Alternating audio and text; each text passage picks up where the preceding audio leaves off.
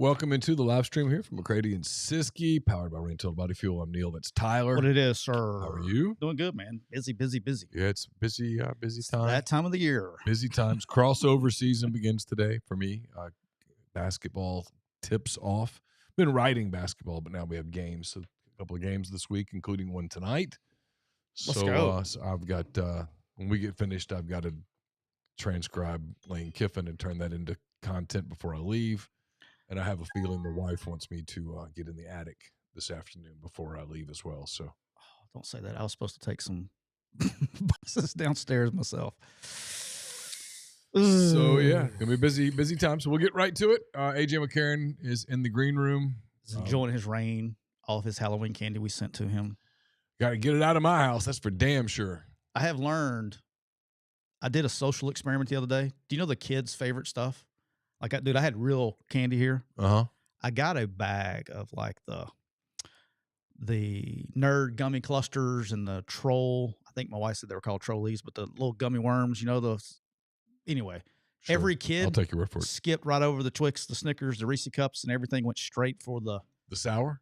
Went straight for all the Laffy Taffy. The sour gummy clusters. I think we have a paradigm shift in kids' candy. How about that? Well, I went straight for that stuff, the Skittles, those things, and left the chocolate alone. Interesting. Okay. All right, we'll get rolling here in a moment with AJ. So we're gonna be starting an audio file, and we'll get moving. Thanks for everybody being with us. Appreciate you.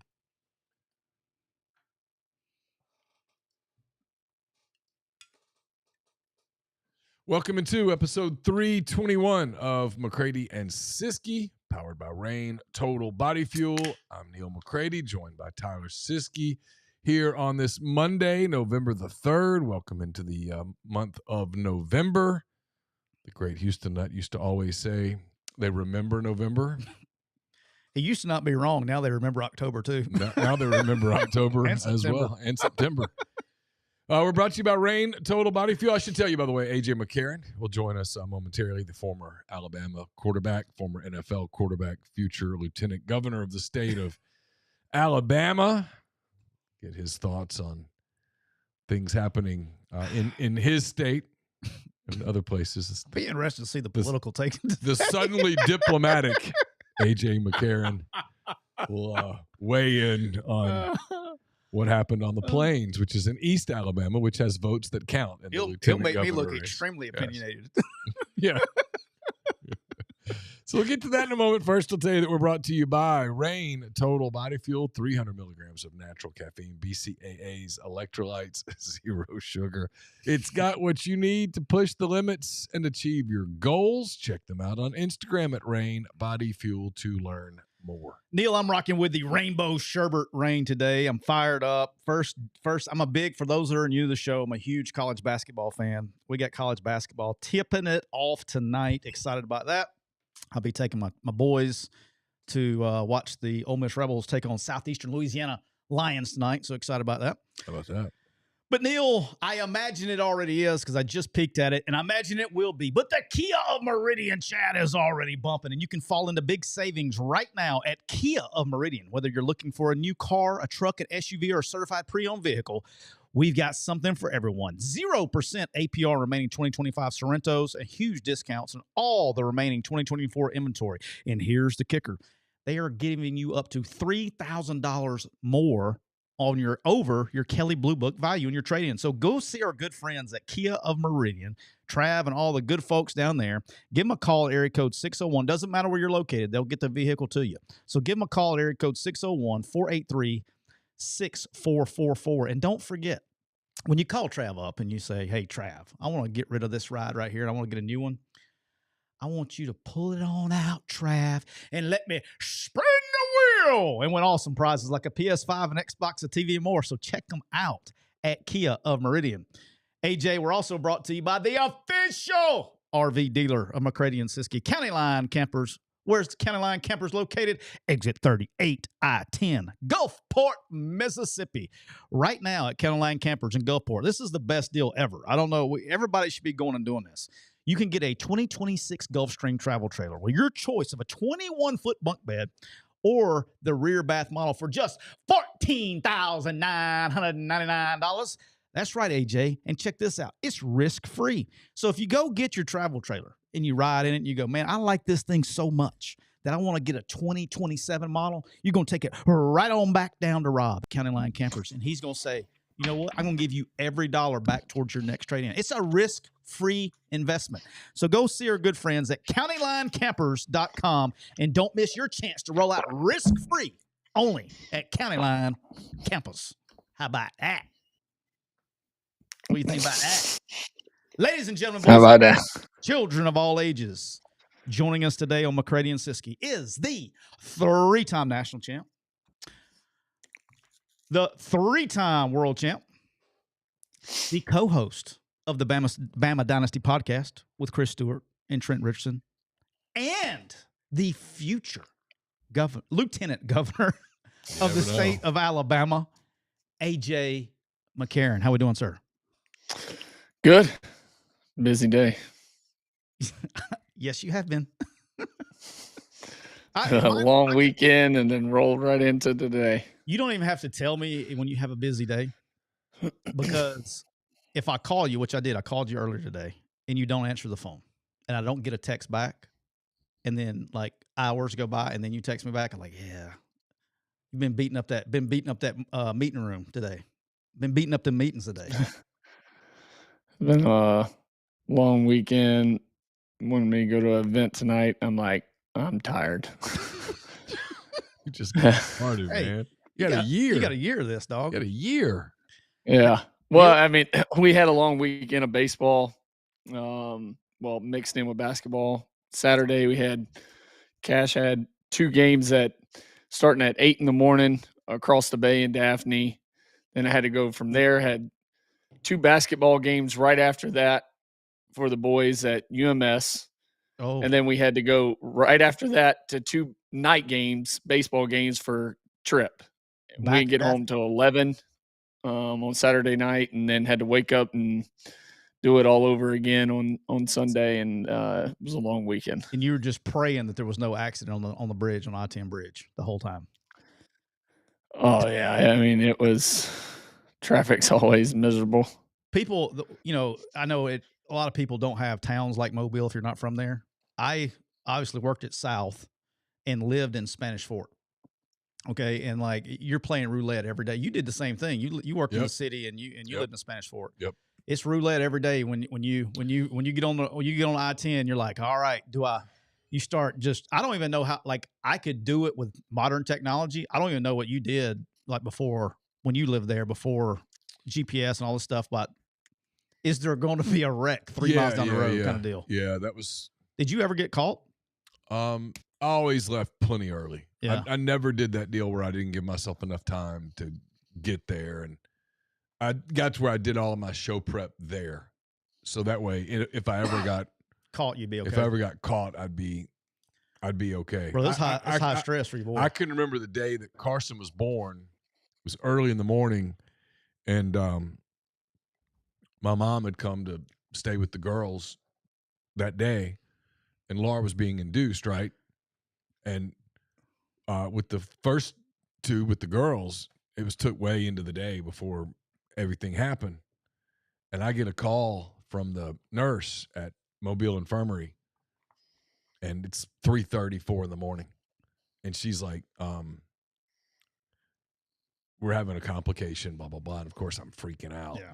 And ultimately it was you need to come now. And I said, okay. And I do remember as I'm racing across the causeway going, I guess I was on the Bayway. I was like thinking, A, I hope there's no cops. And B, please, this one time, can we not have a wreck? Please, just this one time. Can we just go?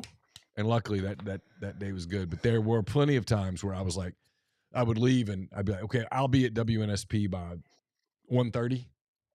And I'd get there at 2:30 because somebody didn't figure out how to do the tunnel and they had a wreck right there at the mouth of it. Well, there's nowhere to go. So I had to go to an event on Friday night over at the wharf, Art Favre and a bunch of, big wigs and some politicians, and I went over there and I left the house at 3:00.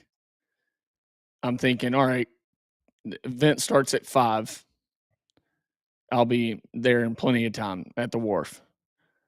Dude, I didn't get there till 6:05. The event, I mean, which it gave me plenty of time actually, so it worked out great. But I left the house at 3, didn't get there till 6:05.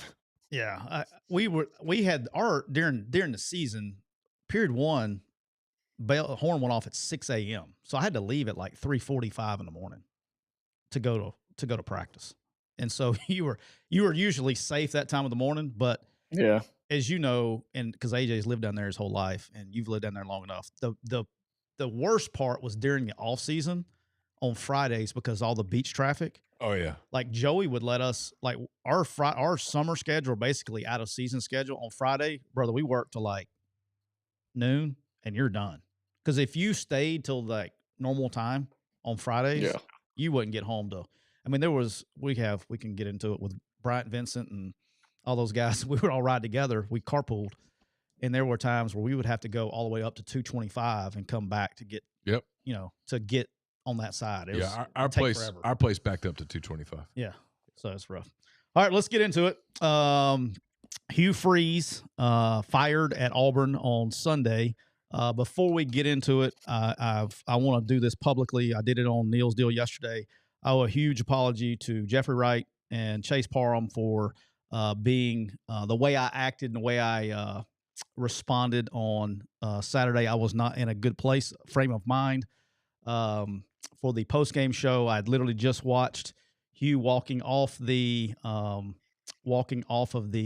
field, them chanting "Fire Hugh." What kind of got me set off is I saw Reagan Freeze holding her child, visibly upset, and then I started thinking about all my friends that were there and families going through it. Look, I've said this 1,000 times. You either don't believe me or you don't care, but or you listen. But it's about telling your kids is the hardest part of any of this going down. Coaches, you kind of know what you sign up for. And then, I felt like I was being in an environment where I was having to celebrate my friend's demise, right, wrong, or indifferent. I know how you feel about him. I know how Jeffrey feels about him. I know how Chase, I actually don't know how really fully how Chase feels about him, but I put them in a bad position, and that's on me for being a dick. So there's that. But I'm not going to celebrate, personally celebrate friends' demises. As I've told you, if somebody shits on AJ, I'm going right, wrong, or indifferent. As you said, it can be a weakness of mine, but it's going to also be a strength of mine. I'm a rider, and so I'm going to ride with AJ. I'm going to ride with Neal, with my guys, and right, wrong, or indifferent. And that's just how I am, for better or for worse. So apologize for acting like an ass clown, being a little pissy on Saturday. That kind of ruined the vibe and didn't mean to put those guys in that situation. All right. So as it goes to Freeze, look, I think this was inevitable. AJ, I'm glad you think that's funny. He's laughing at me. I know. Look, I was sitting there looking at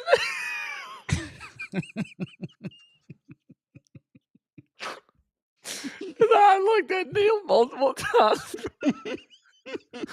And Neal was trying to keep it together, but he gave that little grin. And I appreciate you guys with your sincerity.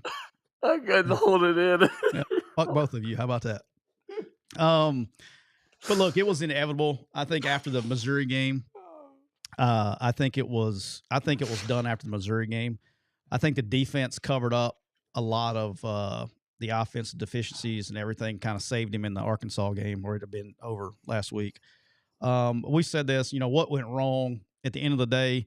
I don't have to convince AJ of this. He missed on the quarterback. And at the end of the day, the offensive coach that was hired to be an offensive coach and didn't have a productive offense. Defense did their job. And I think when you look at like what really went wrong in the actual part, I think it was both. I think offensively, they kind of took, this is where I think they kind of got stuck in doing things and stuck in the RPO world. for whatever reason, whether it was the play calls, and I think it was both on play calls, both on that and the quarterback. I don't think you could say it was on one or the other. I think it's a mixture of a lot of things. But particularly in recent offensive issues in the Kentucky game, or you can go back for several weeks now, you have an offensive line that really struggled to block in man protection. You had a quarterback that was scared to make a mistake and would not get rid of the ball. And so I think, from my opinion, if you got an offensive line that struggles, we did it here in 2012 with that team who couldn't block their way out of a wet paper bag. But running game needs to be more on the perimeter. And then I don't have to convince AJ of this because this is how he thinks too. But when you can't protect up front, for me, the answer is not to go max protection. The answer for me is to spread them out. Okay, I want to go empty and give my guys quick answers to get rid of the football. Now, if they're still not wanting to get rid of the football, that's a whole nother problem. But when you go max protection, you're just bringing more people into the equation, right? And so they really struggle. They just could not. I mean, it was just sack after sack. I mean, it was like RPO, we're going to hand the ball off, we're going to be in 2nd and 10. Then we throw an incompletion RPO, now we're 3rd and 10. Now we're going max protect. Or it was like the same song and dance over and over again with no answers. And so at the end of the day, combined with, the quarterback guy and offensive guy that in 3 years did not get that position solved every other. It felt like he solved damn near every other position issue there, but the quarterback. I'll be the first one to tell you two things. One, I thought he was the right person for the job when he was hired, and two, I thought Jackson Arnold was the right quarterback for that system. I understand that people disagree with me on that, but that was my opinion, and I was wrong on that. So that's where it went wrong. AJ, what were your thoughts when you saw it happen? Yeah, I mean, we were in the middle of baseball, got the update, and listen, I thought the firing of BK saved him, but we talked about it. You can't lose to a Kentucky that was winless in the conference, and you can't lose to them at home and only score 3 points. It just don't happen. Team beats you 240 yards for both teams. Yeah, I mean, you lose a game 10-3. It's hell. That's a baseball score. I mean, we got to be able to get more points than that. And so, you knew when they lost that game, he had to be fired. You can't save face from that. I think every other loss you could save face from because of who you lost to, by the amount of points you lost to them by. But I mean, and like you said, Siskey, it's you're an offensive guy and you're a QB so-called guru of figuring that position out, and you asked for the money to go get this quarterback. I know you had different opinion. I said it was not the right fit. I did not see it working out, and I did not think he was a good enough player for them with the amount of weapons they had out wide and what they were able to achieve last year with Peyton at quarterback. And if they could just find somebody that could throw the ball better than Peyton, and the one guy they went out and got was a guy that I thought threw the ball worse than Peyton from an arm talent standpoint. So I just thought it was a recipe for disaster. But you can't lose that game at home like that and expect to stay. And it sucks because it, like you said, it is, the coaching world is tough, dude. I mean, you say it all the time. You're on a 7-day contract. I mean, it's, they're so excited when they hire you. And I thought he was a great hire for him. I thought they could have success, but he just couldn't figure out the QB position. And that's, listen, you got to have a quarterback to win. It's part of it. Yeah. And here's the thing that's really, I don't know if it's interesting, but I think in the past, and I don't think I'm going to get any objection from my tag team partner Neal over here on this. I think in the past, Auburn has gotten its way a ton. All right, with too many cooks in the kitchen, or however you want to describe that. I don't know. Is that the right way to describe it? Too many cooks in the kitchen? It's one of several ways you could describe it. Sure. I don't. To Auburn's credit, I don't think that's the problem here. I think they were out of the way on this one. I don't think that they were overly pressing on. I think they did what they needed to do to be successful in this case. I think they gave him the resources to do what he needed to do. I don't think Auburn I think it's different than what it had been in the past about getting out of their own way with too many guys having say-sos. I think John Cohen kind of put a little squash to that by going there. With previous administrations probably didn't, but I don't think that's the case here. Look, at the bottom line, in today's world, we can call it what we want to, but when you start off 0-4, was it 0-4 he started in the league? Is that right? Three straight years, something like that? Something like that, yeah. It was 0-4. Oh, I know this year, but I think it was every year. Like, it's in today's world, it's where we're at. They didn't win enough. And when you got an offensive coach that you're hiring there and you can't get it done on offense, then you look at how good the defense is and the young talent that they have and those things. It was kind of a combination of things there. And then look, here's the deal is it's kind of what's next or who's next. You got to look at what's going on. Well, I'm going to back up 1 second real quick. Yeah. They made a mistake. And Florida is in the process of perhaps making the same mistake now. Is the last time before they hired Hugh, they went way down the road with their people of, hey, we're going to hire Lane Kiffin. And everybody got all excited about Lane Kiffin, and they did that arrogant thing about, well, of course he'll come here. And that's what it was. It was arrogant. And he didn't. And Hugh was climbing a tall mountain from day one because he's not Lane Kiffin. I've covered them both, and he's not. Simple as that.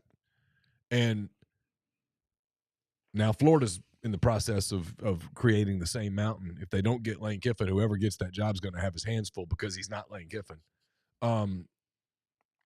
I believe it or not, we certainly have our differences and things that Hugh said in the summer of 2016 made my life miserable here for a few years. That being said, I hate that he took the job. I wish he would have stayed at Liberty. I thought he was at a place that was a perfect fit for him and where he would have had tremendous success. He was having tremendous success. He would have continued to have tremendous success. That is a really hard job. It is a very heavy job. And I would say this to whoever is thinking about being next. Man, make sure you get your people.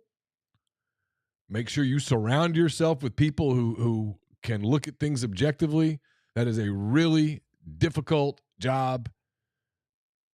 And there's a reason that they haven't won in a while. They haven't won in a while. And the landscape has changed, and Auburn people can get as mad at me as you want. I'm just telling you, I think I'm right. AJ's going to push back because he's running for governor. But Lieutenant governor. We one heartbeat away. You never know, man. Hey. There it went. Hey, you never know. I mean, there it went. House of Cards. I'm kidding. No, but in all seriousness, it's a really hard job. Great show. It's a great show. It's a really hard job. There's a reason that Kevin Spacey had to go screw that up. By in a previous era, they won big. In this era, they have not won big. Hell, they hadn't won. They haven't won. And I'll say this. I mean, you're 100% right. Okay. Yeah, 100% right. But at this time, I think he got the resources. You know what I'm saying? Like, I think that's what I'm saying. I think Auburn did the right thing. But I'm saying there was a day where, God, I mean, I'm trying not to do this where I sound like a big jackass dancing, because I'm not trying to be. I'm really not. I take no pleasure in all of the people on that staff losing their jobs and all of that. There's going to be a lot of that. I don't cheer for anyone to lose their job. I've been fired before. It sucks.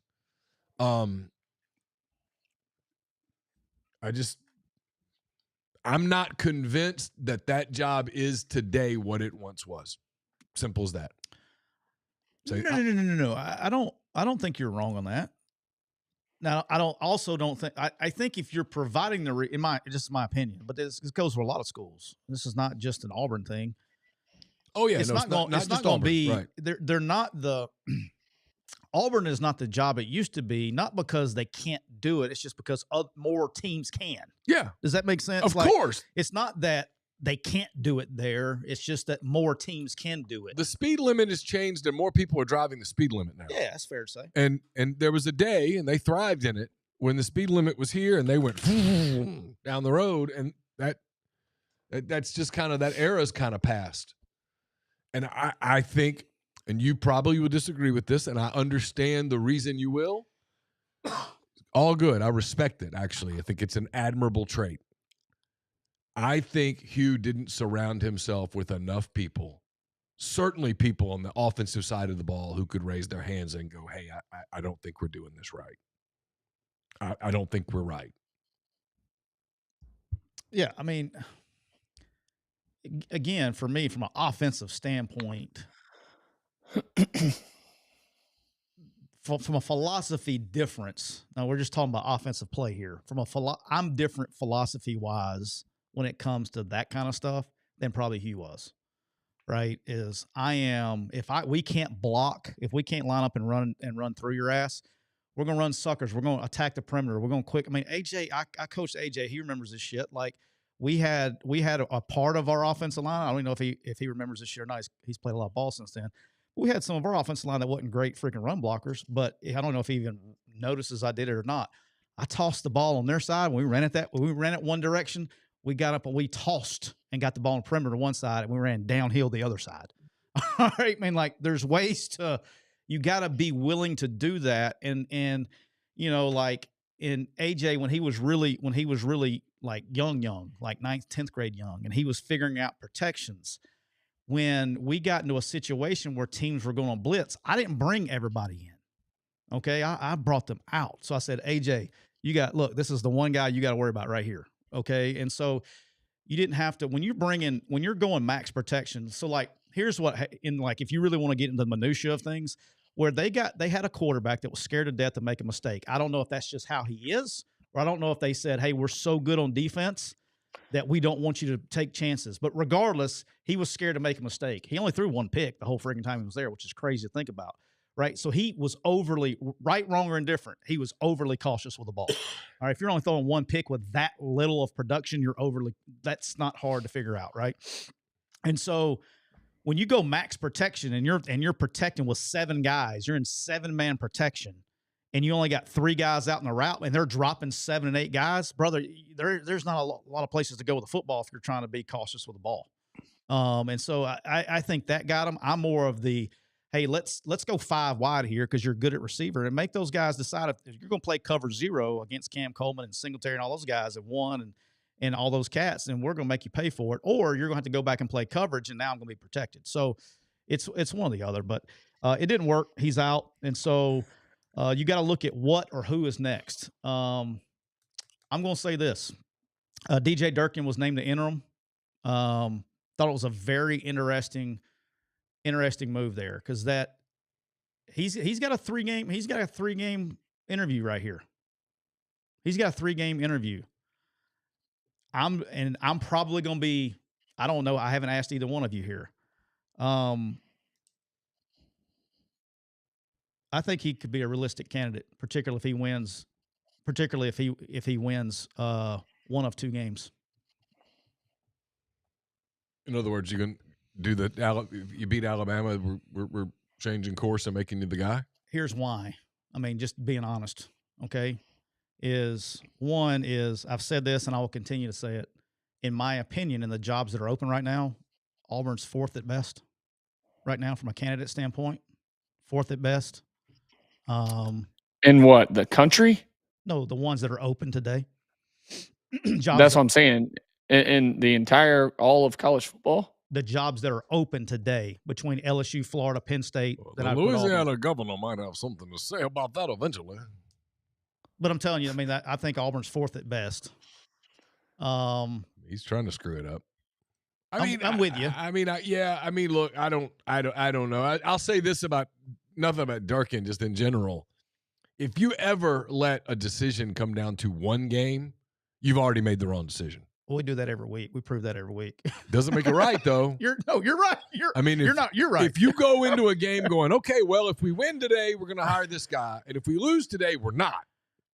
Okay, well, that's so stupid because what if it becomes like a fourth quarter game and what if somebody gets hurt and there's an injury, or what if there's this weird play where a ball does something funky, or what if a kicker who normally makes a kick misses a kick, or a kick gets blocked, or something goofy. I mean, it's a goofy game, right? I mean, if you go into it with the mentality of, that's why I hate interims.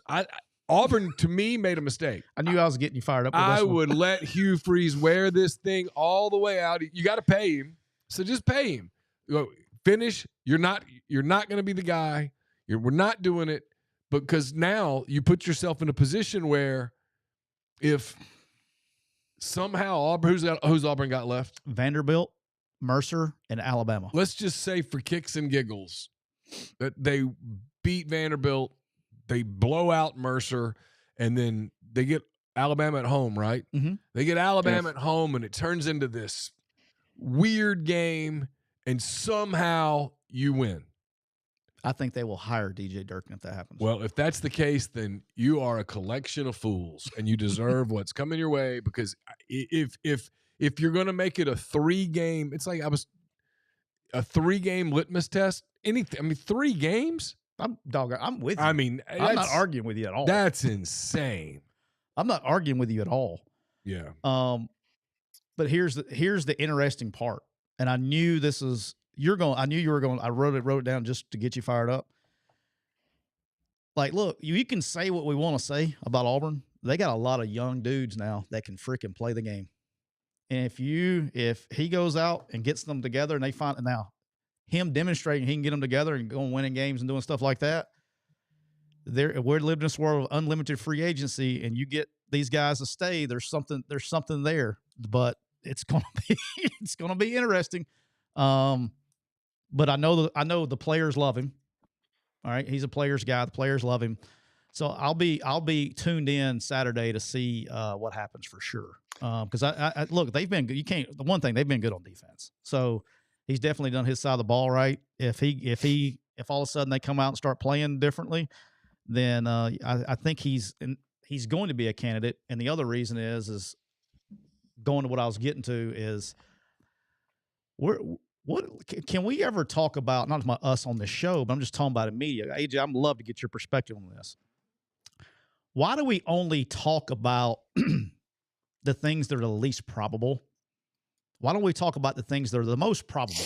It's more probable than not. Okay, I'm not saying it's 0 or 100, but it's more probable than not that Lane Kiffin is the coach at Ole Miss next year.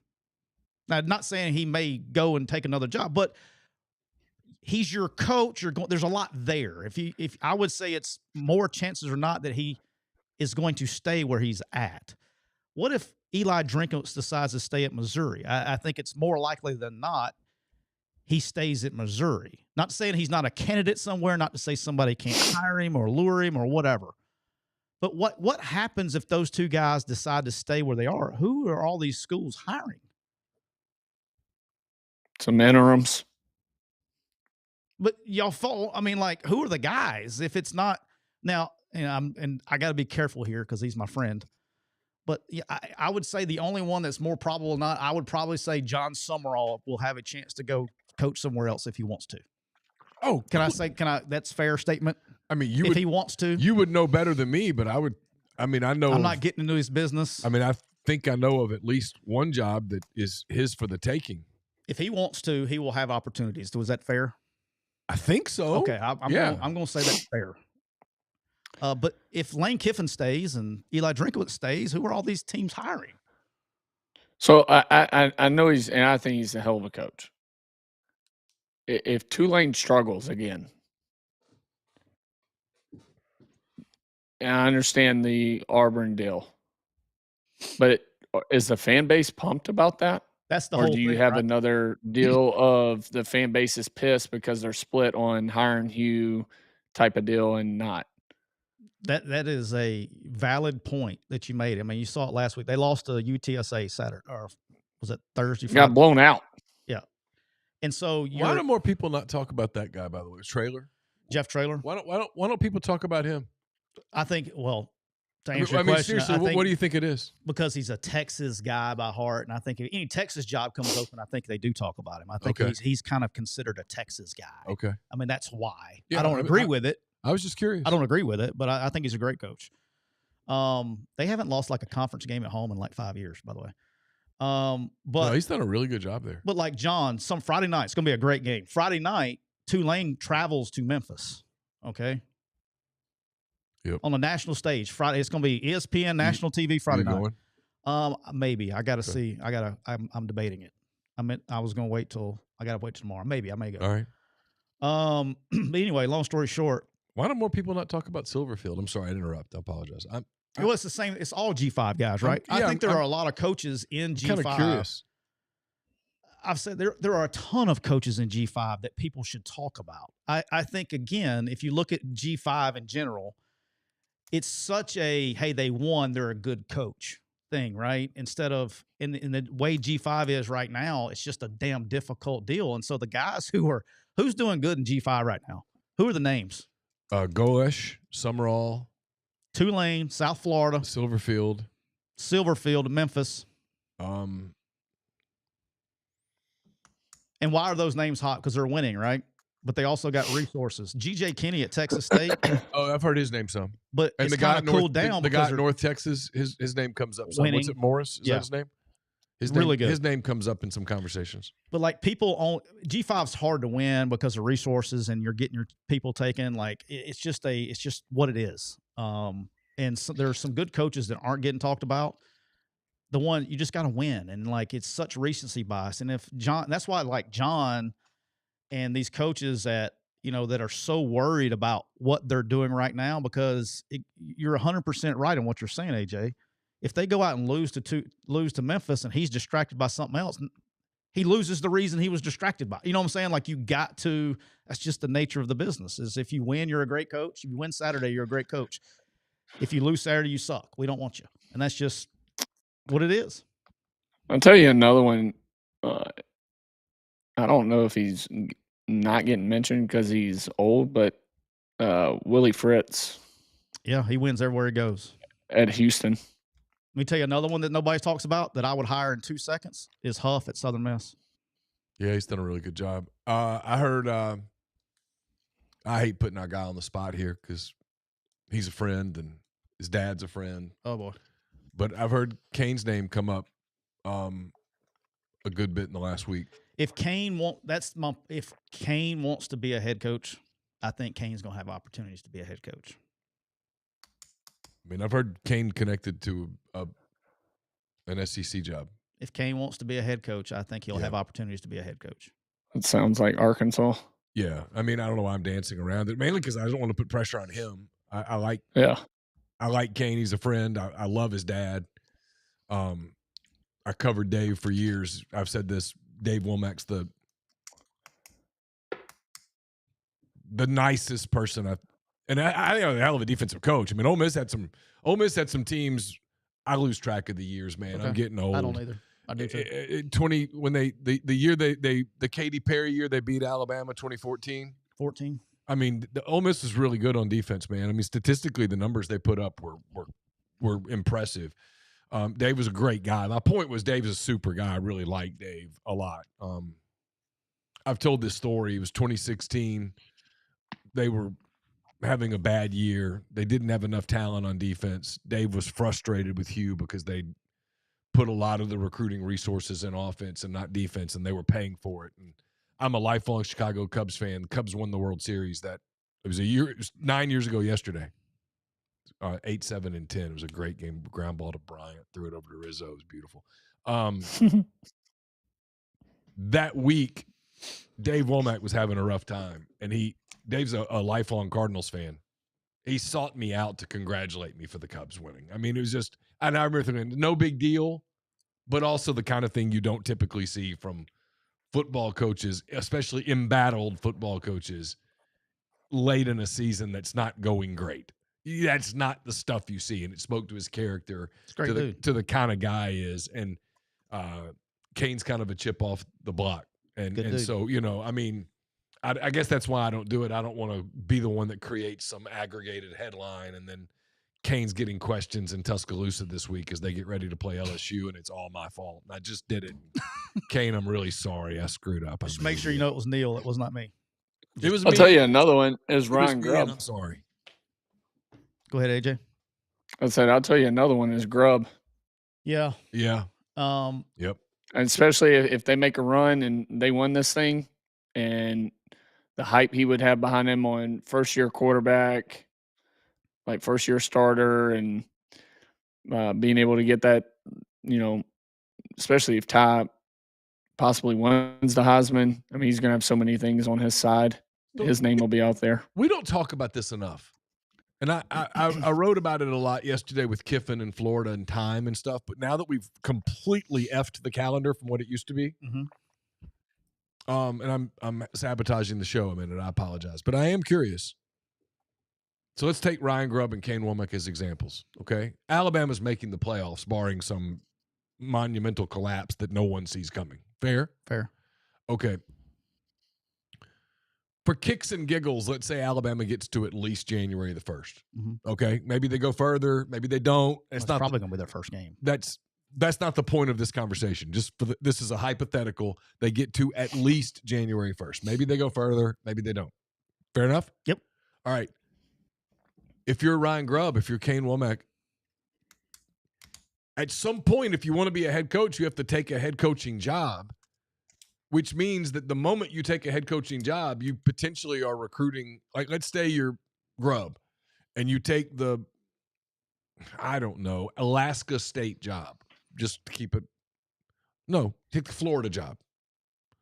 Now you're coaching guys that January the 2nd, they all can come with you. Literally everyone, which is going to make Kalen DeBoer go, well, and do I really?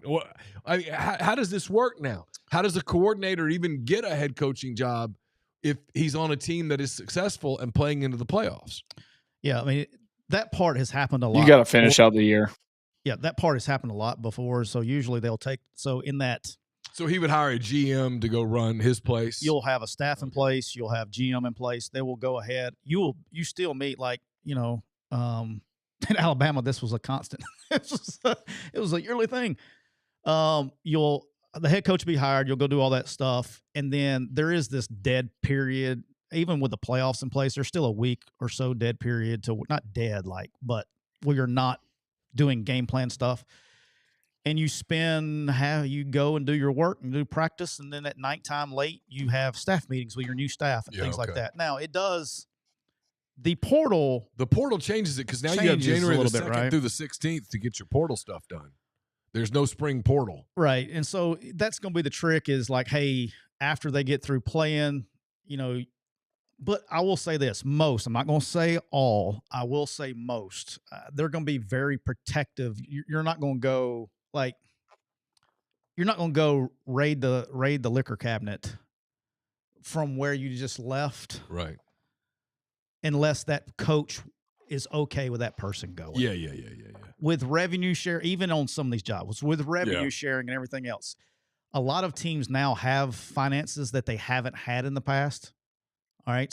Very few are actually having to adjust down. Most are adjusting up. If a school wants a guy to stay, they'll stay. And so, so there's that. But it's a lot easier for the coordinators to do it. But what's funny is that I think it affects the team more if the coordinator left than it does if the head coach left. That's just me, because a lot of these head coaches don't really call plays, but it's a leadership and all that. But I mean, if you're a coordinator in position to win it all in the playoffs, like you're not going anywhere. It's much better, even if you take a job. Yeah, and I guess it doesn't hurt you that while you're at the bowl game or whatever, and the media is talking to you, you're the new coach at wherever, and you're doing the right thing, and And then the other thing is you're doing there's a reason that job's open. So any positive vibes that you can get marketing wise, you're going to take, and that allows it. And it possibly extends your contract a year. So instead of a 4-year deal, you're probably getting a 5-year deal because, hey, we need to talk about this first year because we're late coming in. Yeah. All right, this is going to be a complete rebuild year, and then really my second year there is my first year. until you get on. Best believe that shit's being talked about too. Until you get on a 7-day contract, but it does help you money wise. Yep. All right, question for you two guys. All right, here's my question for you two guys. Today, as we sit on November, I need to make sure at these point in times we timestamp everything. It's at 2:45. It's November the 3rd. There are 4 SEC jobs open. All right. How many? We're at 4 in middle of January. How many SEC jobs have new coaches in the middle of January? How many teams in the SEC have new head coaches in the middle of January? And that just so you know, that does coaches getting fired and coaches can leave. I don't think South Carolina's going to fire Beamer. I think he's going to get more time. Do you think he takes a job if he gets offered a job? I think he's staying at South Carolina for at least another year. Okay. Yeah. If you made me bet today, I would bet that Stoops gets another year. Okay. Just because everything we just talked about. If you made me bet today, and I wouldn't bet much, I would bet that Kiffin stays where he is. I would bet that Drinkwitz probably stays where he is, though I do wonder if he would take Auburn if he got it offered quick. I don't know what Florida's going to do. They're bizarre. They really are. They're just, man, wow. They're passionate. You people. Whew. I think Clark Lee stays where he is. The one guy that could just completely topple the apple cart is Steve Sarkisian if he were to leave for the NFL. Do you think? And I don't know what his deal is. I have no clue. Yeah. Do you think I know beating Vanderbilt kind of helped for a week, but all right, he goes. I know this is going to be shocking, but Arch Manning has actually improved. And Pete Sanchez. And on Saturday, look, I'm not a quarterback guru, and all jokes aside, I don't, but I know pretty good quarterback play when you see it. He was making some pretty good throws against Vandy where he was playing really well. And I don't mean to beat a dead horse, but I'm going to. But if you watch where was Texas struggling for the first part of the year with him? Offensively, where was Texas struggling besides the quarterback position? I don't know. O-line. Okay. Offensive line. If you watch the Vanderbilt game Saturday, everything was perimeter, everything. Everything was out here. They didn't have to block anybody. Everything was out here. And then when they started making some throws. But then they started started some throws, man. They let Vandy adjust, and then they started doing the stuff. And so I give Sark credit for that. So I don't know what Sarkisian does. I think for the sake of this conversation, you have to assume he's still at Texas. Unless you know something, and I don't. I don't. So we might be at the 4. AJ?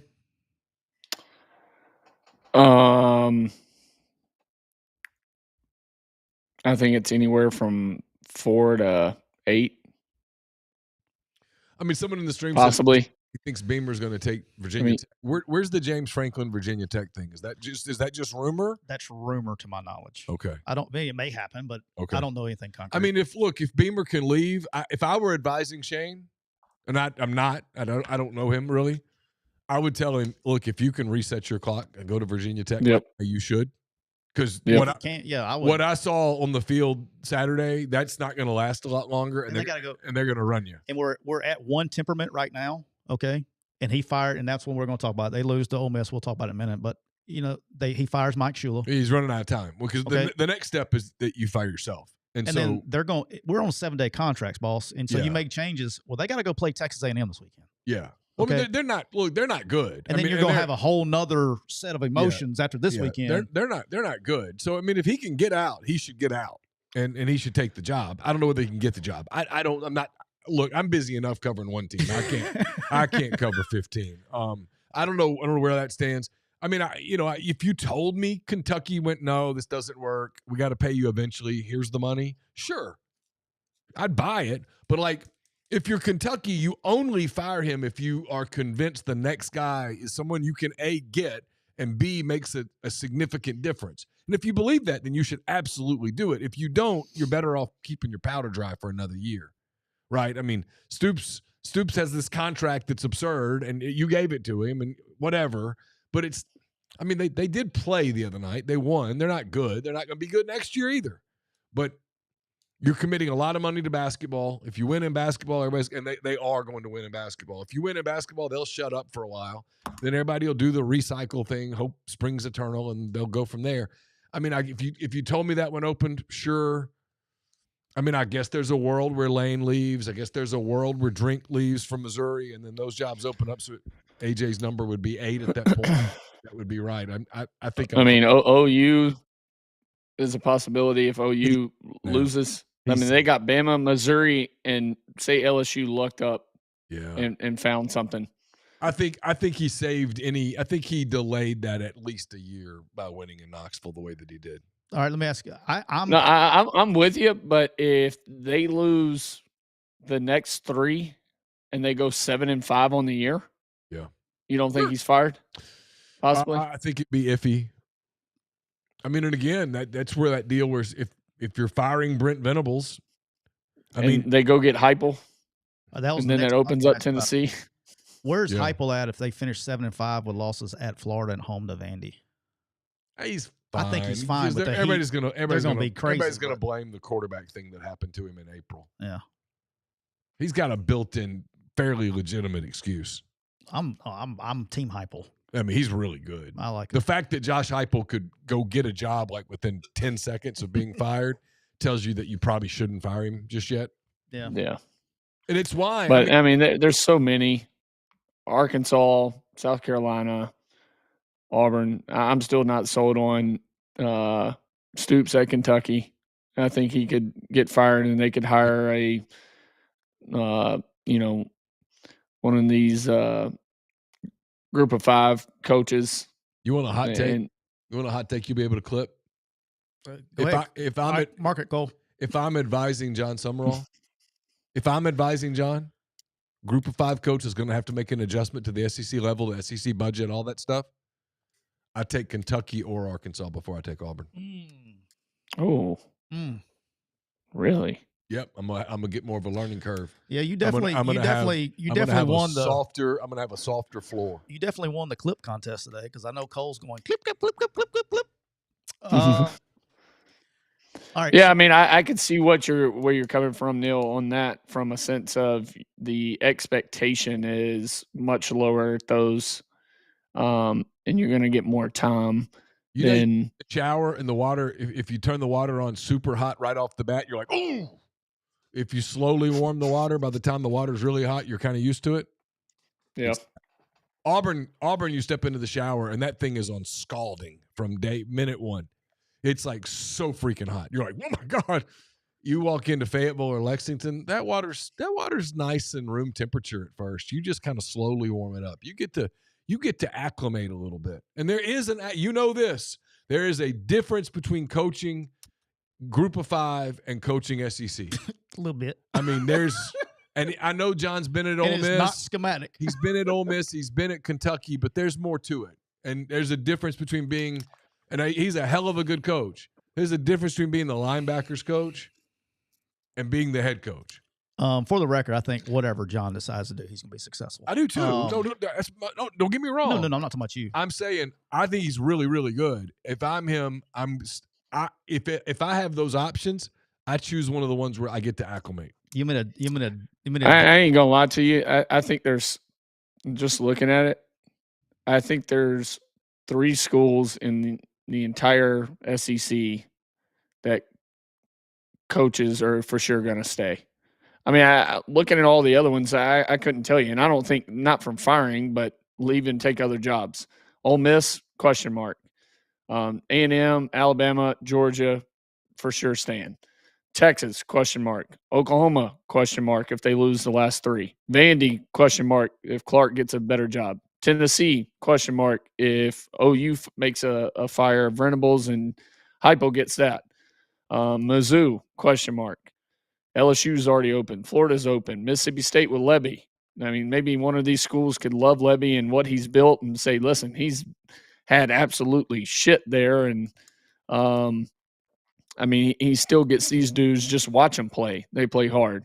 And if he comes here, he can build something. Kentucky, question mark. Auburn, open.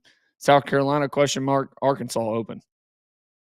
No, it's like, that's insane. It is. It is. That's insane. All right, let me bounce on the top of your hot take. Sure.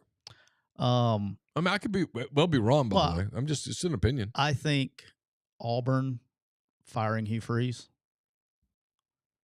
turned up the pressure to fire Stoops. It could be, yeah.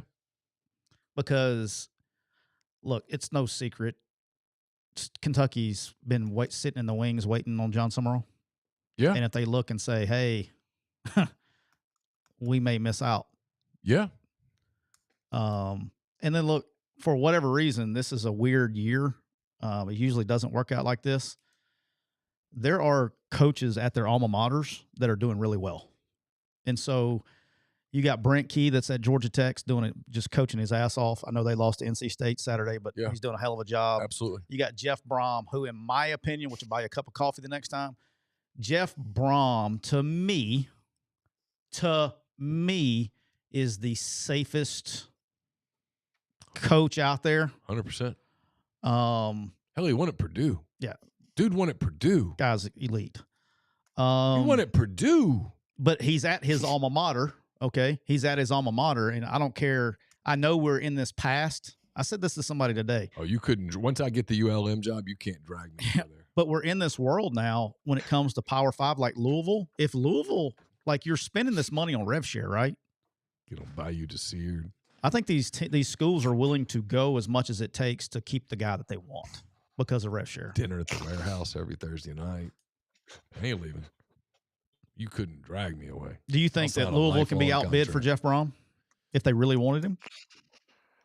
As much money as they've been willing to spend in athletics? Does he love Louisville the way I love Monroe? Yeah, I mean, it's where he played. Yeah, but does he love it? Is it in his I mean, I know you're being funny, but I'm being serious. I don't know. I mean, I don't know Jeff Brom. I don't know whether you could pull him away from Louisville or not. I know if I mean, there's got to be other schools that have more money than Papa I know John's. If I'm Florida, that's what I'm trying to do. I'm trying to hire Jeff Brom. I mean, they're going to be able to pay him now. I mean, Louisville's not scared to spend in athletics, particularly. No, I understand that, but still, I mean, basketball reigns supreme there. Mm-hmm. But he's making football. So I know, but it's a basket. You think of Louisville, it's a basketball school. It's still his school, though. You know what I mean? Like that has. No, I know that. I'm just saying, but at what point does he say, hey, my run here was freaking awesome. I can always come back here. I want to go get paid. Paid. I'm with you. Take my talents to fill in the blank. Yep. No, I'm with you. I mean, I just think it's one thing. LeBron left Cleveland. I think I'm kind of in the middle of both of you. I think I'm going to start the low end of SEC jobs open. I'm going to start it at 6, and I'll go up from there. Okay. What are the other two that you think come up? Kentucky? So who are the next two? I think one of two, I'm going to count these as 0.5 between Ole Miss and Missouri. I think it's probable that they both stay, but I would say between one of them leaving, I think there's one there. And I think, like I said earlier, I think if, you know, we're on 7-day contracts. If I think Kentucky Hugh I think that put pressure on them, and they still got to play Louisville, which is a rival. And if you know how, I mean, shit, we're on 7-day contracts, guys. I mean, emotions run high in those games. Is the ULM AD job still open? No. They filled it? They did. Damn it. Why do they never call me? Do you know who the AD is? I don't. Bryant Vincent. Is he getting full-time or is he just filling in? I imagine he's going to be full-time. Wait, so the head coach is the AD as well? Yeah. That's some high school shit. It's Vincent. It's your boy Vincent. I know. But I'm just saying, you don't see that in college. That's pretty sweet, though. Good for him. Because Neal didn't donate enough to the collective. I give them so much. So it's Neal's fault. It's not anybody else's. Neal. This gifting thing, AJ, wears me out. I mean, you're about to start asking people for money. And I'm just going to tell you, you can't do it. I can't give you a check every day. I have given so much money to ULM for the library, the law school, the water ski team, the NIL. It's just incessant, man. It's constant, and I love it more than life itself. I love ULM more than I love my children. But, I mean, at some point, true, I sold my kids. I sold my kids to raise money to buy a backup cornerback for ULM. But at some point, it's just too much. All right, let's move on real quick so we're not here all day. We got to go. Hey, we need to pay a bill or two. Yeah, go ahead. Hey, since its inception, ULM's going to drive me to drink, right? And when they do, I'm getting Coors Banquet. Since its inception in 1873, Coors Banquet's been brewed in the same tradition of the original 150-year-old recipe. Banquet is crafted with 100%. There is a law school at ULM. Shut up. That's not true. There is one. Google it. Google it. Right there on the bayou. Rocky Mountain water is how it's brewed with. So when you're enjoying, I know you're reading an ad. Are you serious? Yes. Okay. We have a law school right there on the bayou. Sorry, go back. I just had to ask that question. I mean, great attorneys it's produced, like at least one or two.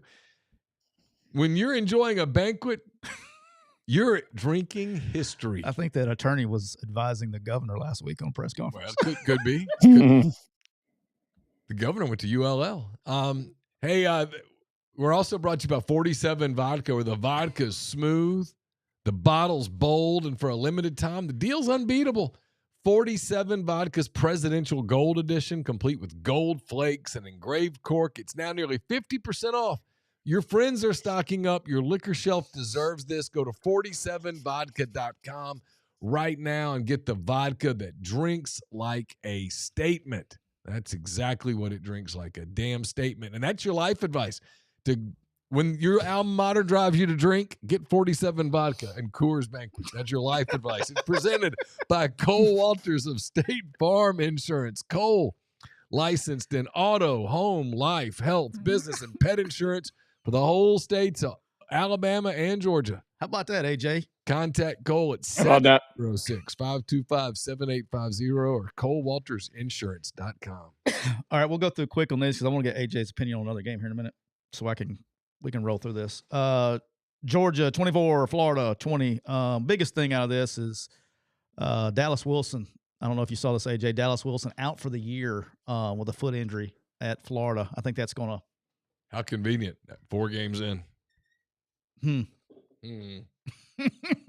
Well, that's where I was going.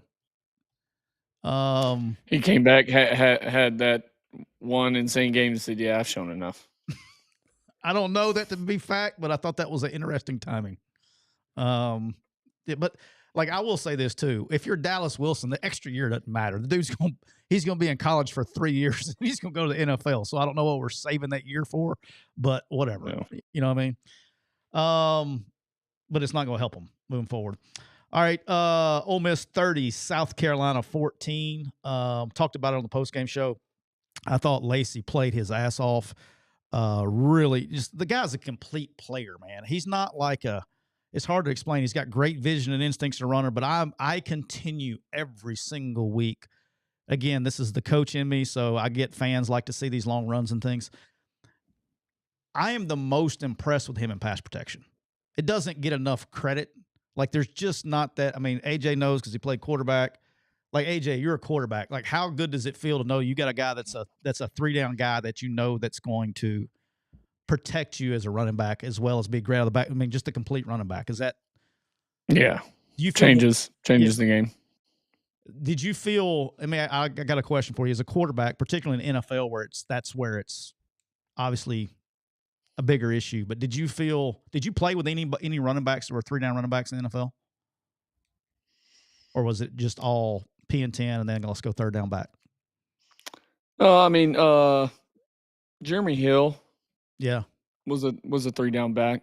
Was usually pretty good in protection as long as he was, for sure about it. I've always felt like, I know you probably did too, like you get that 3rd down back in the NFL that's not the protector. You know, somebody that's in the game on 3rd down, you're in 10 personnel, and then they know that he's not protecting. And so you get more pressure and things like that. I think it just tendency-wise. I think when you can get a guy that can play every down, it just helps everything so much. And in today's football, it's just a lost art just about because the college games got so RPO heavy. It's a lost art body that can do that. And he played his ass off. I thought defensively, I thought they did some really good things, minus they still got some things in the back end. I said this on the show before you came on there, Neal. It's not like they still have some communication issues. Like they're letting guys they're cutting guys loose in the back end a couple times a game. Yes. It hurt. They had bad eyes on the one long touchdown that whoever the safety was that came across the top. They just had bad eyes, but I finally saw the all 22 copy of that, but that will probably hurt them eventually, but they played really well. Besides that, I thought they played really well on defense on Saturday. All right, Texas 34, Vanderbilt 31. I have to be completely honest with you. Like, if you ask me what happened in this game, Texas kind of snowballed them early, and then Vandy had to try to catch up. I thought this game was over. Shout out to Vandy for coming back, and then the onside kick. They had a chance to get it. Had his hands on it. Oh, I mean, like, I kind of checked out. I still had the game up, but I kind of checked out and was watching other games, and I looked up and was like, holy shit. They kept fighting. I thought that was a testament to along with Pavia's brother. Yeah. I thought they kind of checked out, and they come back, and credit to them, they had a chance to make it interesting. But if they had won that game, it would be interesting in Austin. All right, game I was dead wrong on many levels. Oklahoma 33, Tennessee 27. This game's going to haunt Tennessee for a while. They kind of dominated this game for a big part of it, and turnovers really just cost them in this game. And Oklahoma kind of just did what they did on defense. And I didn't really think they just kind of leaned on them a little bit. And everybody's going to say, oh, Oklahoma won by 6, so Oklahoma will beat the shit out of them. Tennessee's going to look back and regret this game. That's one that got away from them right there. So turnovers got them in that game. Mississippi State 38, Arkansas 35. Really, again, we've said it 1,000 times. The way Mississippi State plays, they did not quit. They played hard the whole game. They were down and out. They found a way to come back and take the lead and win the game and hold on. I thought it was I just scored against Arkansas a minute ago. I just took the ball and just kind of started walking towards the goal line, and no one ever stopped me. Yeah. Next thing you know, I'm in the end zone. They made the play. You think the D coordinator that Petrino fired was a Mississippi State was in the stands cheering? Probably. I mean, he was in the stands cheering a minute ago when I scored. He was like, "Yay!" I was like, "Wait, hey, Travis, come in." Yeah, I think Mississippi State though offensively, like, just walked, just straight line. Like, I'm telling you, dude, they're shout out to Jeff Levy and those guys, man. I just, when they play that hard, like they've had their guts ripped out like 3 or 4 weeks in a row, and just keep back, and they found it. Like, I'm extremely interested in this game on Saturday. I'm going to be the only one. I'm just telling you, I'm extremely interested in this game on Saturday. I'm just telling you, I'm extremely interested in this game on Saturday. Oh, stop it. But if I said that about the Texas game, I don't see that happening, but I'm telling you, I saw people early in the chat when I mentioned Levy getting a job, and they're like, oh, he only has one SEC win. It doesn't matter. He's at Mississippi State. Tell me you haven't played football without telling me you haven't played football. Hey, you haven't gone on a recruiting visit to Starkville. It's you and the people you go with. and I hell, love my time there. I think it's one of the best places to play.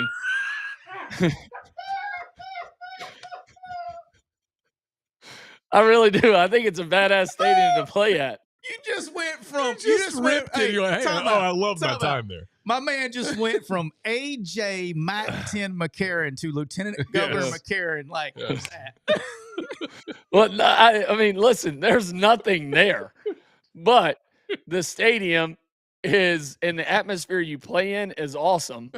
I mean, they find people to fill up the stadium, but this I'm just saying, by the 7% if he can do that there, State fans.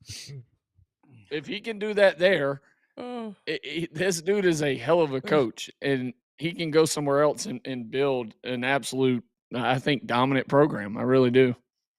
I got killed earlier this year when I simply said I had heard that his people had put feelers out. I heard it.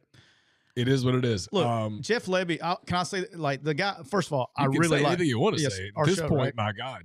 Jeff Lebby is a hell of a guy. I like Jeff a lot. Okay, as a person, he's awesome. He's a hell of a good offensive coach too. He's a hell of a football coach. It's not easy. Like I know people think this is a video game. Okay, I know AJ knows this, and I know you know this. He was the 5th coach in 8 years. Okay, and he kind of his first year last year, he said, "This is how we're going to do it." He got a bunch of young guys in there, and they were not probably physically ready, and he played them. And now he's in year 2, and in today's world of football, they're much better. The thing that's most impressive in today's world, okay? Yep. Look at Clemson, okay? And I love Dabo and all that stuff, but when you are trying in today's football world with these players in the portal, when you're trying to get them up to give you everything they got every single week, when you're not winning, is very difficult. Yeah, no. And they took Tennessee to overtime. Texas to overtime. They took Florida to basically the last play. They blew the Texas game. There's no other way around it. I'm not picking. And it went to overtime. Went to overtime and lost.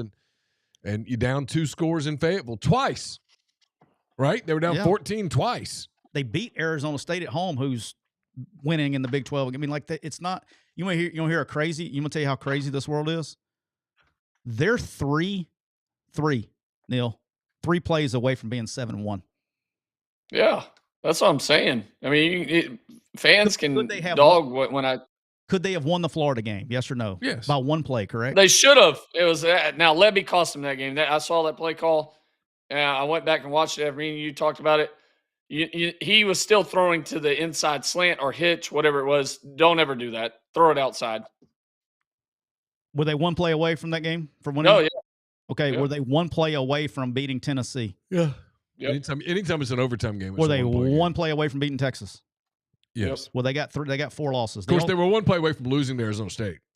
Yeah. Yeah. My point is, this is not to rip on Mississippi State. My point is that once you start down this road, you can do this with a lot of teams. Yeah, but what I'm saying is Arkansas is like dog shit, right? And I could go, well, you change this play and this play and this play and this play, and that's 4 wins. And you got to be careful with that, is my point. Yeah, what I'm saying is it's the truth. When you look at their record, right? Were they 5-4? Right?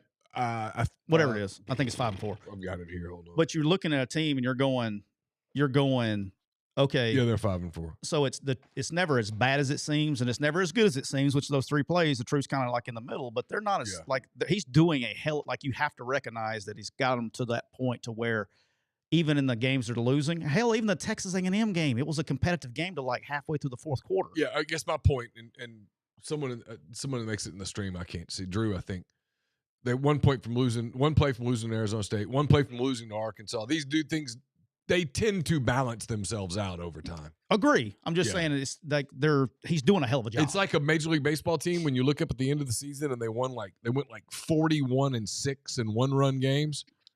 Take the under next year. Yeah. Like luck is going to balance out. When I look at it though, like to kind of double up on what Siskey's saying, I look at it as when I think of games they should have won, did they have the ball when it came down to the last possession?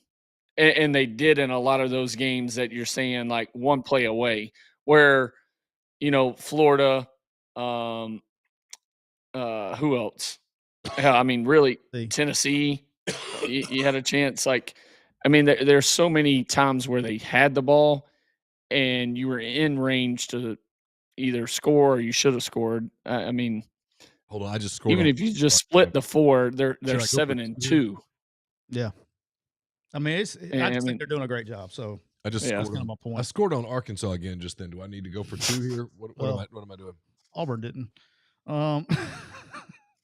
Insert your joke there. Same thing on 1. All right. Same thing on 1. Yeah. All right. Question for you guys.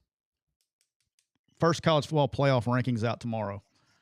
I have interest in this, and this is why. And tell me if I'm right, wrong, or y'all don't care. First playoff. You're wrong. First playoff ranking coming out tomorrow.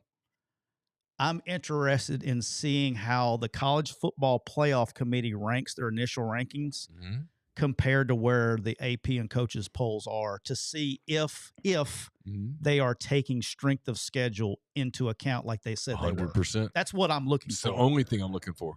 Am I right on that? Yeah, all I care about is where the 2-loss SEC schools are compared to Notre Dame. And I'm basing that off of strength of schedule, and that'll let me know if the fucking committee has actually done their homework and changed their mind, or if they're back full of shit again. Yeah, that's the only spot I'm looking at is where's Notre Dame to the 2-loss SEC schools. So we're talking about. Let me get my trusted glasses out here. Hold on. Oklahoma, Texas. You're talking Texas. You got Oklahoma. Lost teams. So Alabama's a 1-loss team. Georgia's a 1-loss team. Ole Miss is a 1-loss team. A&M's a no-loss team. And frankly, A&M's got a real argument to be number 1 tomorrow night.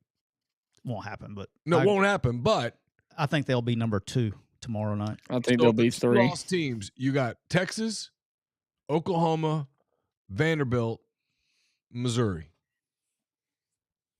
Yep. I mean, obviously, I think Notre Dame's ahead of Missouri, but Vandy's got an argument. Texas has an argument, and Oklahoma.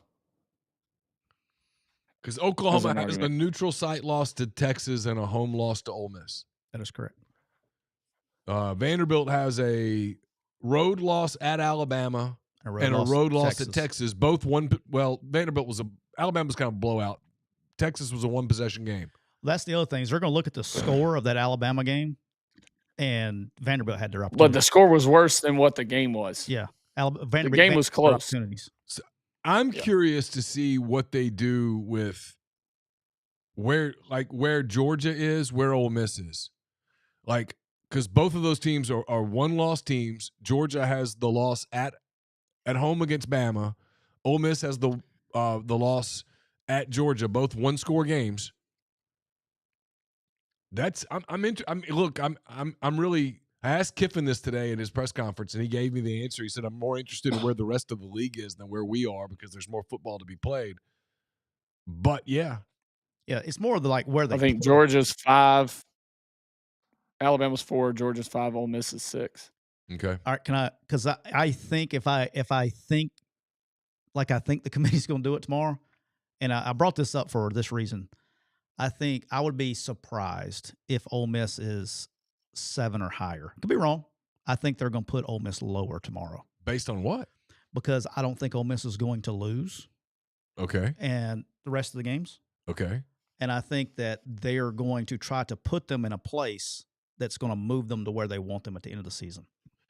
And see if they do that. That's where it's bullshit. And this isn't me being. Then it's Then you're flawed at that point. You're admitting immediately that you're admitting immediately. Okay, we're manipulating this instead of nope. We're gonna do this 1 through 12. We're gonna rank them and we're gonna put them there. And if it ends up being a game, whatever, it is what it is. If they put Ole Miss lower than 7th tomorrow, when you say lower than 7th, you mean ranking 6, 5, 4 that. Or do you mean? I mean, if they put 8, 9, 10 lower. Okay. If it's worse than 7th, so it's 8, 9, 10 or below. Okay. I know they're full of shit. Okay. If you start, I don't know how you could even do it though, Tyler. Like, how would you put? I mean, at the risk of us being here too long, and we've got to roll here soon. How would you? Ole Miss is 8-1. They've got wins over Oklahoma, LSU. Their only loss is a perfectly excusable road loss where they led in the 4th quarter at Georgia, who's going to make the tournament. I don't know how you'd put them there. I mean, I agree. I'm with you. Yeah. I don't either. I mean, you could put them at 7 and justify it. I don't think you can drop them any further. I'm with you. Yeah. No, I'm with you. I just think. Oh, no, I'm not. No, I wasn't attacking you. I was saying I don't even know how they'd be able to even do it because immediately people will go, wait, what? Yeah, I think that would be them demonstrating that they're trying to set shit up. The same thing like with AJ. I'm looking for where Notre Dame's at. Right? Like I'm with AJ. They can't be any higher than 10, right? I mean, Notre Dame's got to be 10, 11, 12. Well, like there was this discussion, like here's why Notre Dame, like I know AJ's probably got AJ's looking where they're compared to SEC teams. I'm looking to see where they got them ranked because let's say if they're inside the top 12, okay?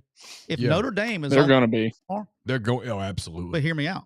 Yeah. If they're in that, you're right now because it's the same shit that they dealt with last year. Yeah. When you put them 12 or higher, you're telling the whole world they're freaking in if they win 10 games. There's not going to be any discussion about no, absolutely a you know what I'm saying? Like, don't you expect that? Yeah, probably. But like you know how we were having this conversation, it could be a different team versus Notre Dame, 10-2, 10-2 stuff. Like if that means they went out, they're not going anywhere. Yeah, no, I agree. If they're inside the top 12 tomorrow, you know that if they get to 10, they're in. I'm interested to see where they put Virginia. Where they put Georgia Tech. Yeah. Now that both of them are one-loss teams. Yeah. Miami shouldn't be in it. You're going to see one ACC team in tomorrow. Yeah. I just want to see where. Yeah, I think it's Virginia. Others, right. Yeah, it's got to be Virginia based on where we're at today. Their record. Yeah, today. Well, you can't. Well, they got also Georgia Tech's got one loss, but because Georgia Tech lost Saturday, they're going to put Virginia in there, right? But you're going to see you're going to get some answers tomorrow. Like, but it's not about like you're going to say, hey, are they going to manipulate the rankings to get teams where they want them at the end of the process, and vice versa. The other one that I think's interesting, or I should say the other two, is where they put BYU and Texas Tech, and how high with BYU being undefeated could they possibly lose one game. And they catch a break because they play each other this weekend. Right. But that's what I'm saying. Like if Texas Tech wins, is BYU high enough where they can't fall out of the top 12? Oh. That's what he's saying. Fall out of the top 12. And then you run the risk of a two-bid Big 12. I just don't. I think Texas Tech is like, here's the thing. I think Texas Tech is the best team in the Big 12. I think if you've watched Big 12 football, Texas Tech, now they do have the loss at Utah. Not Utah. They have the loss against Arizona State. Yeah. All right. But they are the best team.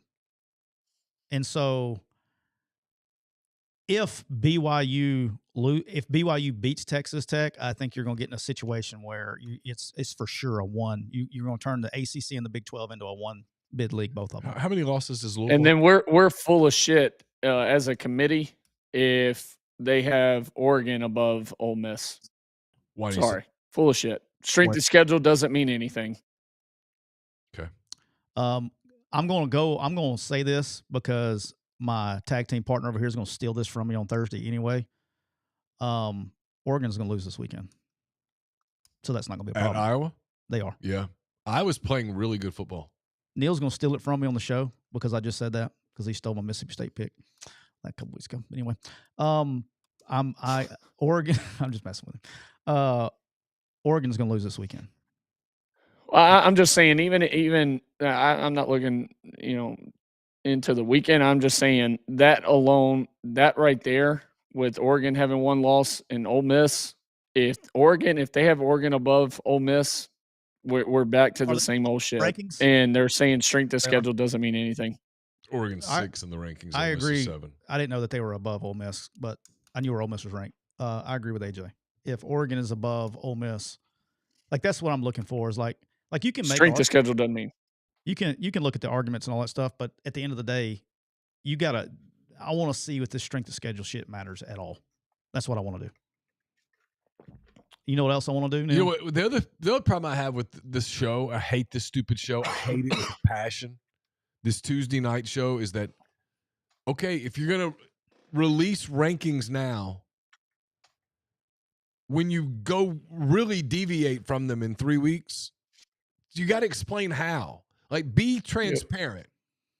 Yeah, I think the mistake they made in year one, and then we'll know tomorrow what they're going to do. The mistake they made last year, in my opinion, and I love them, quickie clients, but SMU and Pitt were both, I think, either one loss or Pitt was undefeated when they played SMU last year, and Pitt was ranked really high in the initial playoff deal, right?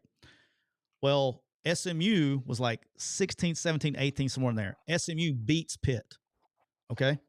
They immediately jump all the way. They had this huge jump from like 18 to like 11th or something.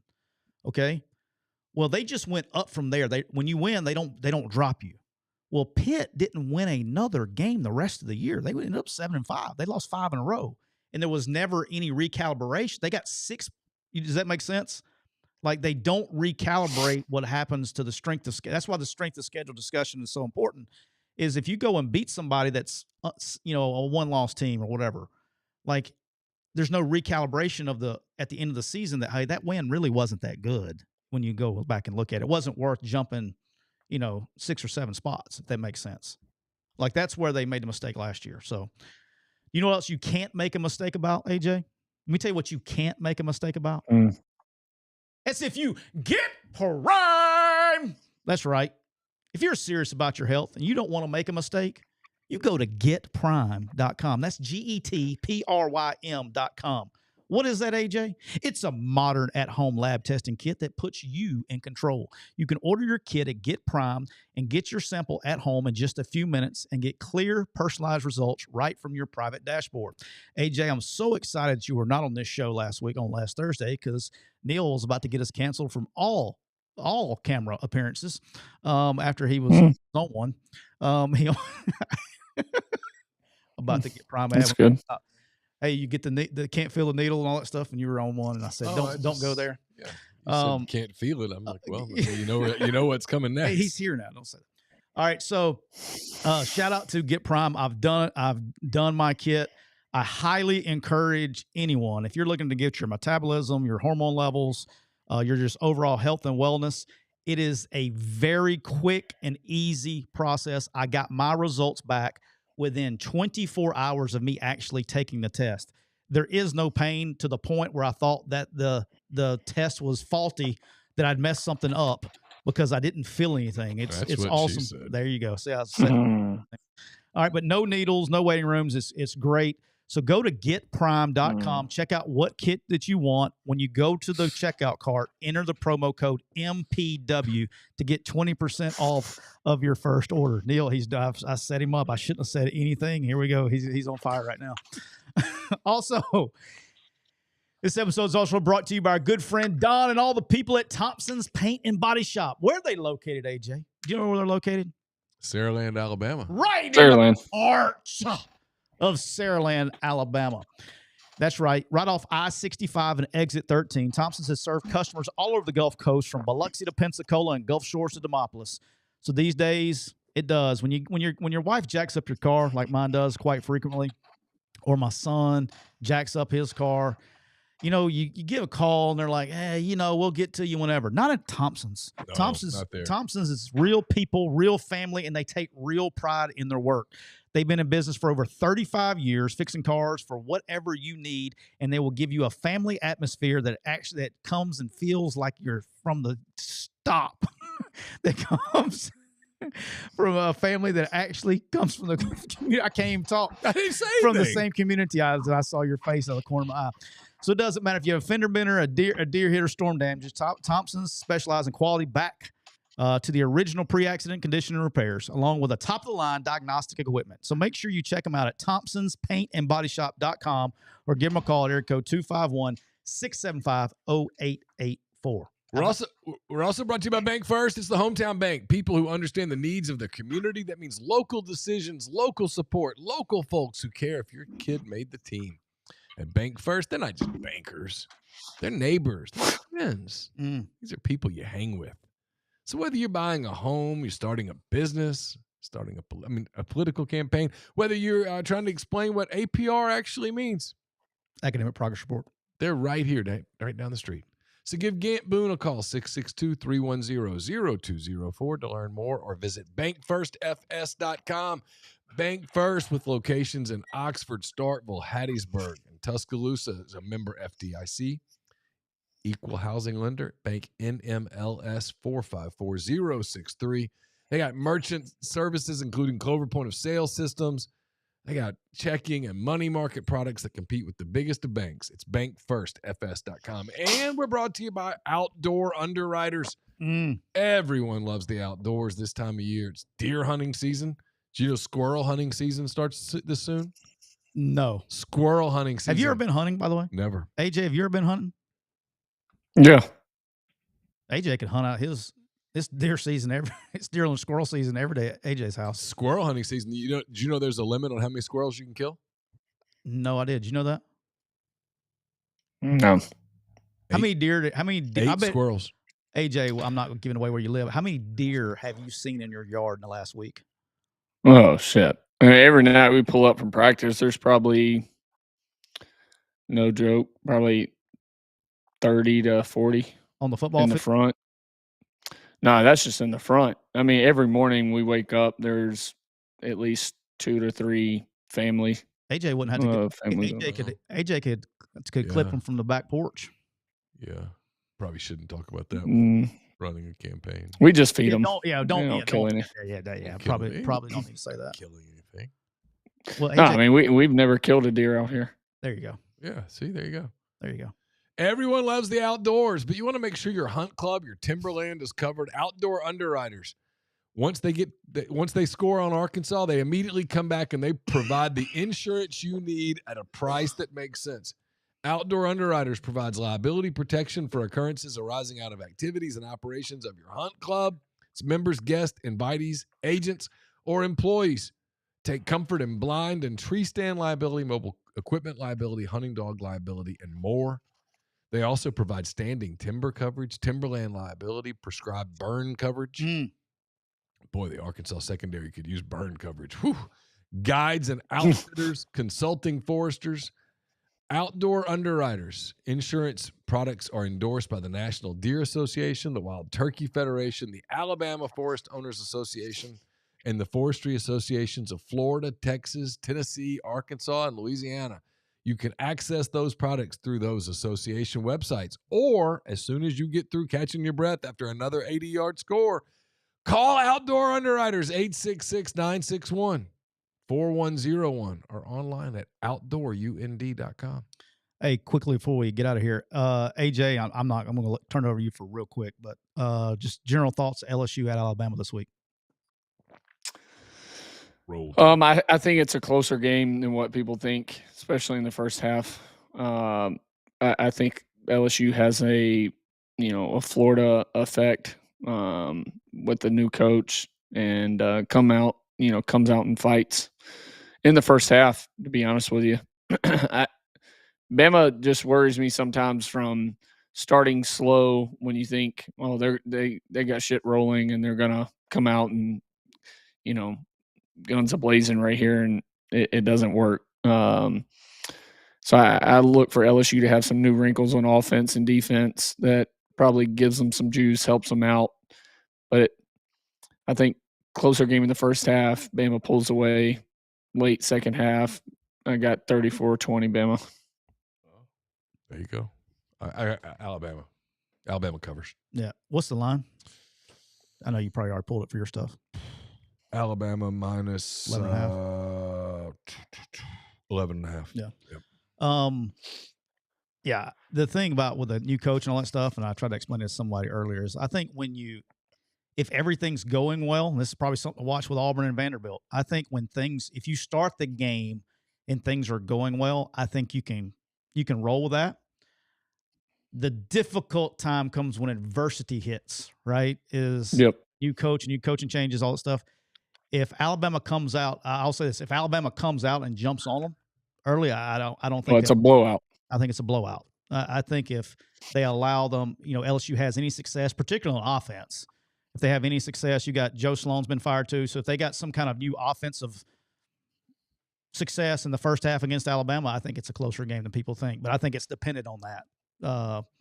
Same thing with Auburn and at Vandy. I think if Auburn offensively comes out in the first drive and scores a touchdown against Vanderbilt, they better buckle up. But I think if they come out and they go 3 and out and it's the same shit, different day, that's where it's going. I think it's important for both of those teams to get off. If they want to win the game or have a chance to win the game, I think they both need to come out with a good start. That's all I got today. Does Auburn go back with Jackson Arnold? Oh, good question. I don't know. Like, Yeah, the other kid's not ready. I wouldn't be like, just be completely. I don't know. I mean, he looked bad. I don't know if they go with. I don't know if they don't go all full cell change and go straight to the Deuce. wouldn't surprise me. Mm-hmm. If you're trying to get the job, yeah, because you already know what the other two can do. Yeah, I guess so. Yep. I don't know. I honestly have no idea. I haven't asked. Probably not going to ask. Okay. But I don't know. I mean, you kind of know what those other two can do. You know what I mean? So we'll all find out together on Saturday morning at 11 o'clock. We've been brought to you by our good friends, Rain Total Body Fuel.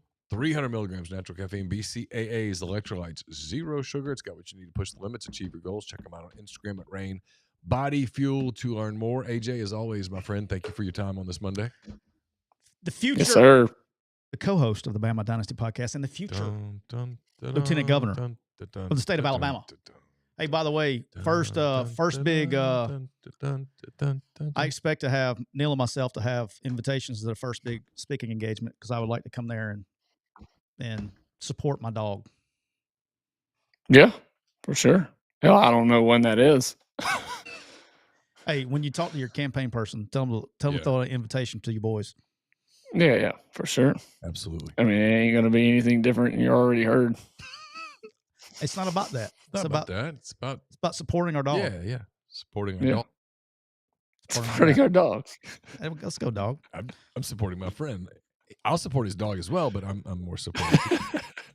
Are you running on AJ? Or is your on the ballot? Is it going to say AJ McCarron or is it going to say Raymond Anthony? No, it's AJ. Okay. We had to fill out paperwork for that. That's a good question. How about that? It was good. It's a good question. Great question. And on that note, we will wrap it up. We'll see you guys on Thursday. For AJ McCarron, for Tyler Siskey, I'm Neal McCready. Take care.